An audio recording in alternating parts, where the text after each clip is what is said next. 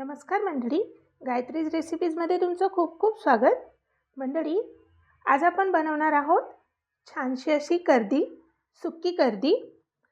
तर त्या सुक्या कर्दीला आपण अशी रसरसीत बनवणार आहोत. त्यासाठी मी इथे सुक्या कर्दीला 1-1.5 तास आधी गरम पाण्यामध्ये अशी स्वच्छ धुवून भिजत ठेवलेली होती. त्यानंतर तुम्ही त्यातले काळे दोरे काढू शकतात.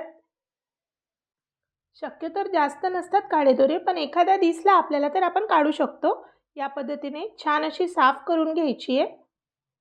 बघा, काढताना तुटतात ते, पण ठीक आहे. छान अशी साफ करून घ्यायची एक एक करून आणि फोडणीची तयारी करायची आहे. तर त्यासाठी मी इथे कढईमध्ये लसूण हिरवी मिरचीचा ठेचा टाकलेला आहे तेलात. त्यानंतर कांदा टाकलेला आहे. आता कांदा होतोय तोपर्यंत टोमॅटो आणि आलं छान मिक्सरला फिरवून घ्यायचे, बारीक करून घ्यायचे. नंतर 2 कोकम टाकलेले आहेत. आता छान असं मिक्स करून घ्यायचं आणि हा आहे मालवणी मसाला.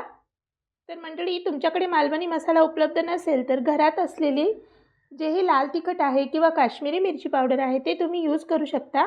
इथे मी हळद आणि मालवणी मसाला टाकलेला आहे. मसाला छान तेलामध्ये परतून घ्यायचा आपल्याला आणि त्यानंतर लगेचच टोमॅटोची प्युरी टाकायची आहे, आलं घालून आपण बारीक केली होती ती.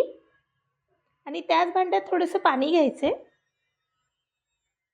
टोमॅटो शिजल्यानंतर थोडं मीठ टाकून परतून घ्यायचे परत.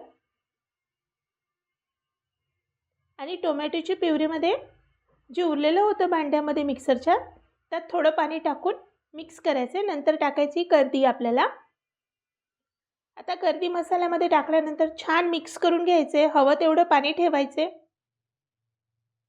तुम्हाला जास्त पाणी टाकायचं असेल तर टाकू शकता. आणि शेवटी कोथिंबीर भुरभुरायची आहे आणि एक वाफ काढून घ्यायची आहे. जास्त वेळ लागत नाही बनायला.